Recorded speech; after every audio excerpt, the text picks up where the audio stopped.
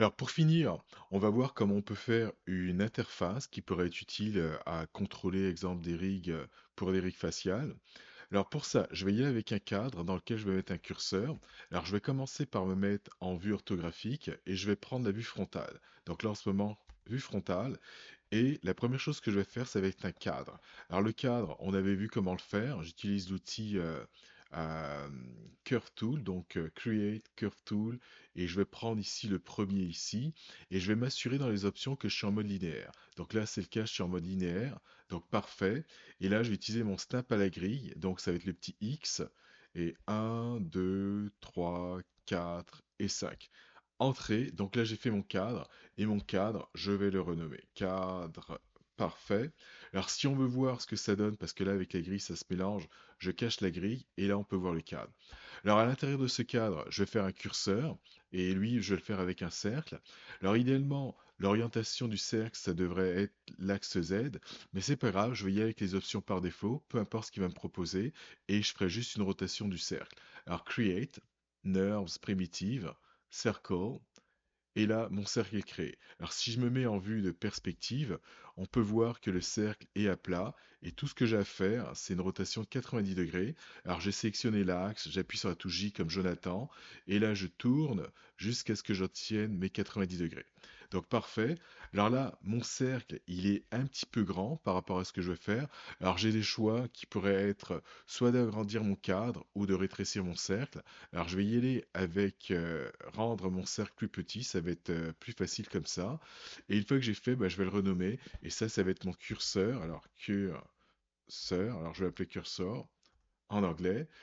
Et là, bah, je vais avoir mon slider, en fait, ça, mon curseur, que je vais promener dans le cadre. Donc là, en ce moment, on peut voir que je vais à l'extérieur du cadre. Et là, on va voir comment on va pouvoir faire pour restreindre le déplacement juste à l'intérieur du cadre. Alors ça va se faire assez facilement. Ce que je vais faire, je sélectionne le cercle, ensuite CTRL A pour avoir accès à son attribut editor. Alors je vais aller dans la node Select qui est la node de transformation, c'est-à-dire celle qui permet de déplacer. Et là, je peux voir qu'il y a Limit Information. Alors je vais cliquer dessus et on va faire attention parce que par défaut, il va m'ouvrir ici le Rotate et c'est pas ce qui m'intéresse. Moi, ce qui m'intéresse, c'est les translations. Donc je vais cliquer ici pour cacher le Rotate et afficher les translations. Et là, on peut voir qu'on a des limites. Alors, limite en X. Alors, la raison pour laquelle j'ai pas agrandi mon carré, c'est que par défaut, il me met -1. Et là, en maximum, j'ai 1. Et ce que ça va donner ici, bah, je ne pourrais pas envoyer mon cercle plus loin que une unité ou encore moins 1 unité. Alors là, je peux ici, alors je vais faire la même chose en Y, donc ça et ça. Donc là, c'est fait et j'ai presque fini mon interface. Alors je vais tout remettre à zéro. Alors je parle des translations que je mets à zéro. Alors, quand je dis que j'ai presque fini, il va y avoir des petites choses à faire, c'est-à-dire ici, mon curseur, comme on peut le voir, je ne peux pas normalement le sortir du cadre, mais je peux quand même le déplacer en Z, en avant et en arrière. Alors là, je vais remettre ça à 0 pour le Z. Et ce que je vais faire, alors je vais commencer à faire du ménage, et après avoir fait le ménage, bah, qu'est-ce que je vais faire? C'est que je vais limiter mon Translate Z en faisant un Lock and Hide Selected. Donc, on remet d'abord tout ça à 0. Parfait. Alors, dans le ménage, alors je vais effacer l'historique. On peut voir que ici, Make Nerve Circle, ça c'est de l'historique. Donc je vais l'effacer sur les deux. Alors mon raccourci clavier c'est Alt Shift D. Et sinon, Edit, Delete by Type. Et là, je peux voir que j'ai Alt Shift D pour pouvoir effacer l'historique. Donc là, c'est fait. Ensuite, une autre chose que je vais faire, ça va être un Freeze Transformation. Donc comme ça, bon là c'est correct pour lui, mais ça va être surtout pour lui pour ne pas avoir à retenir cette valeur-là, le 90 degrés. Alors si jamais vous êtes sous l'onglet Polymodeling, on a cette chose-là qui correspond au Freeze Transformation. Donc si je clique, ça le fait, ou sinon la façon longue, ça va être Modify Freeze Transformation. Donc ça c'est déjà fait. Alors maintenant, pour ma limite, alors voilà ce que je vais faire. En fait, il va y avoir des attributs que je n'ai pas besoin d'avoir. Alors les rotations, j'en ai pas besoin, les scales, j'en ai pas besoin, et le Translate Z, lui aussi, j'en aurais pas besoin. Donc je vais prendre tout ça bouton droit, et ce que je vais faire, c'est que je vais faire un lock and hide selected. Donc lock, je pourrais plus les bouger, et hide, je vais les cacher. Donc là, c'est fait, et là, maintenant, j'ai mon interface où j'ai mon slider que je peux déplacer à l'intérieur de ce cadre. Alors, ensuite, on va organiser tout ça. Et ce que je vais faire, c'est que les deux, je sélectionne, je vais faire un groupe par-dessus. Alors, CTRL G. Et comme ça, j'ai mon groupe ici qui a les deux éléments. Et ce groupe, bah, je vais le renommer. Donc, ça va être mon interface.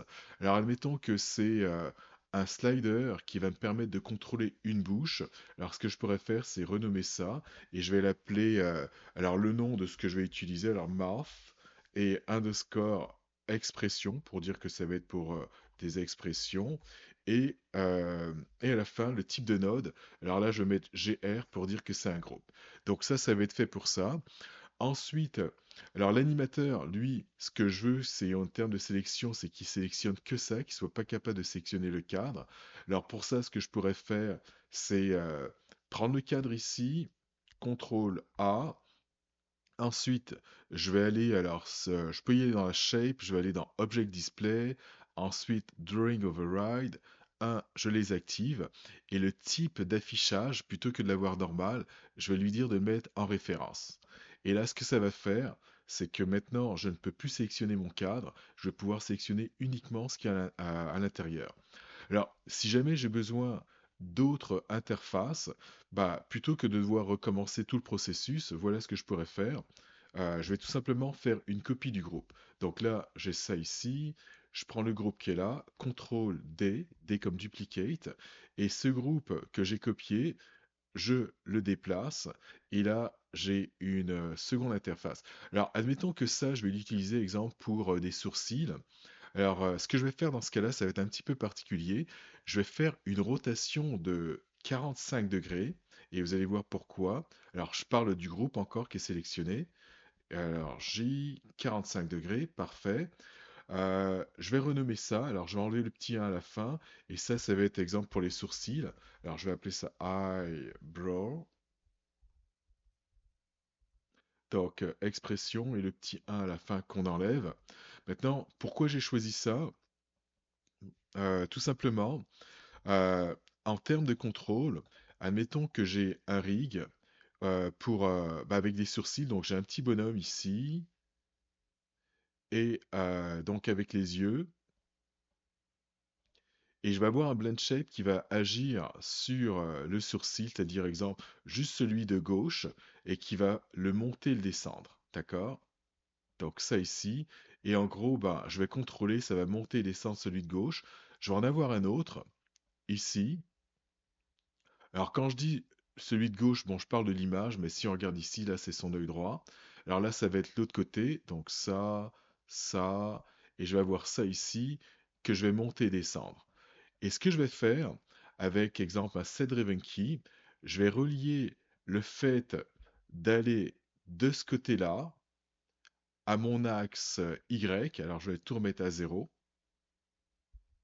et si j'utilise, alors 0, ça c'est pas le cas, 0, 0. Donc, si j'utilise que l'axe Y, comme on peut le voir ici, je vais aller de 0, il se passe rien, et à 1, bah, je vais monter que celui-là. Donc, je vais relier ça à ça. Là, je vais faire un undo. Et pour l'autre, je vais utiliser l'axe X. Et quand je vais bouger ici de 0 à 1, bah, lui, qu'est-ce qu'il va faire?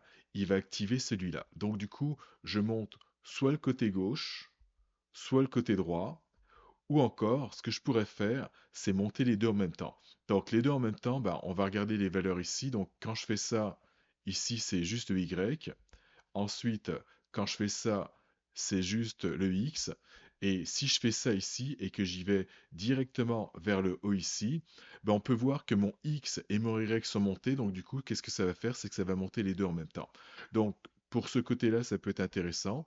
Alors je vais encore remettre ça à 0. Si jamais j'ai besoin de, d'un rectangle, bah, ce que je pourrais faire encore là, je vais faire une copie de ça. Alors là, je vais regarder leur cadre. Alors, ce qui va être intéressant aussi au niveau de la nomenclature, c'est que qu'on ait des noms uniques. Donc du coup, pour celui-là, si c'est un cadre pour l'expression eyebrow, bah, qu'est-ce que je fais? Bah, je rajoute ça, cadre, et je vais me rajouter un underscore. Et bon, alors, bon, c'est sûr, GR, j'en ai pas besoin. Et bon, à expression, je pourrais l'enlever, comme ça va faire quelque chose de plus petit. Et là, la même chose. Alors ça, c'est une bonne habitude à avoir, c'est-à-dire renommer nos choses. Et là, curseur, et là, ça va être pour le eyebrow. Donc, ce que je suis en train de vous conseiller, c'est d'avoir des noms uniques. Et là, ben, je rajouterai mouth et pour lui, ainsi que pour lui. Alors, maintenant, si je veux un rectangle, alors je vais y aller avec celui-là, CTRL D, j'en ai fait une copie. Alors, copie du groupe, bien entendu. Et là, je déplace ça. Je vais utiliser ma grille, exemple, OK. Et ce que je vais faire, alors là, le cadre, normalement, je ne peux pas le sélectionner. Et par contre, ici dans la outliner, je peux quand même toujours le sélectionner. Et alors finalement, j'aurai pas besoin de ma grille. Et voilà ce que je pourrais faire. Je vais l'agrandir. Alors si je fais ça, là je suis rendu à 2 unités, 3, enfin, etc. Donc admettons que je vais jusqu'à là. Alors là, je vais mettre 3 unités. Ensuite, alors on va voir toujours à l'intérieur ça qui a des limites. Alors il va falloir que je change les limites parce que quand je regarde ça ici, je peux aller ici et pas plus loin que ça.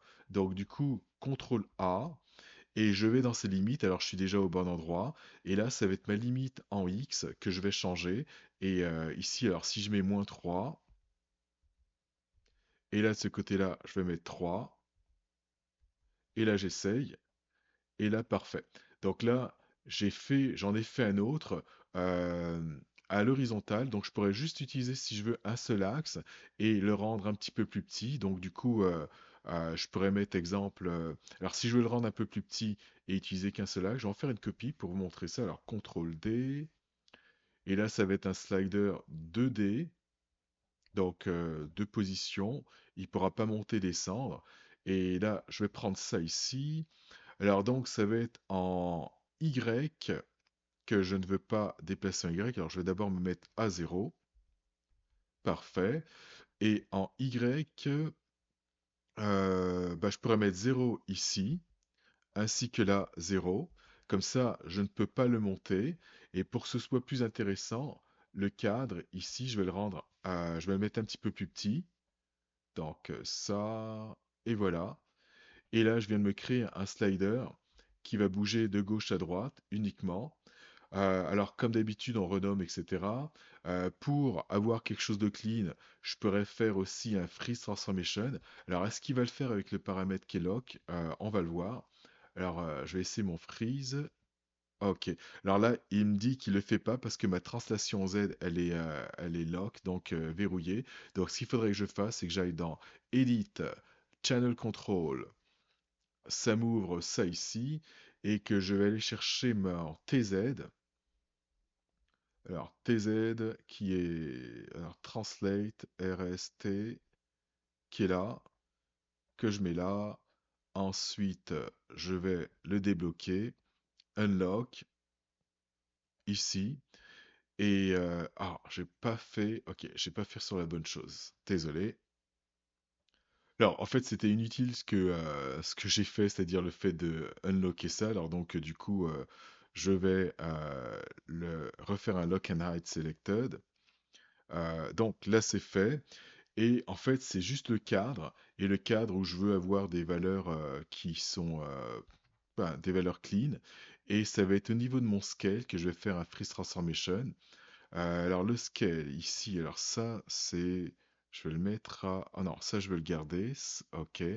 Donc tout ce que j'ai à faire, je prends le cadre et je pourrais cliquer sur mon bouton ici qui va être mon Freeze Transformation, ou encore ce que je pourrais faire c'est sélectionner exemple un ici, bouton droit, et je devrais avoir un Freeze Transformation où je pourrais déterminer c'est quoi que je veux faire. Donc est-ce que je fais un freeze sur les trois, Translate Rotate Scale, ou uniquement mon scale, c'est ça qui m'intéresse, et là c'est fait.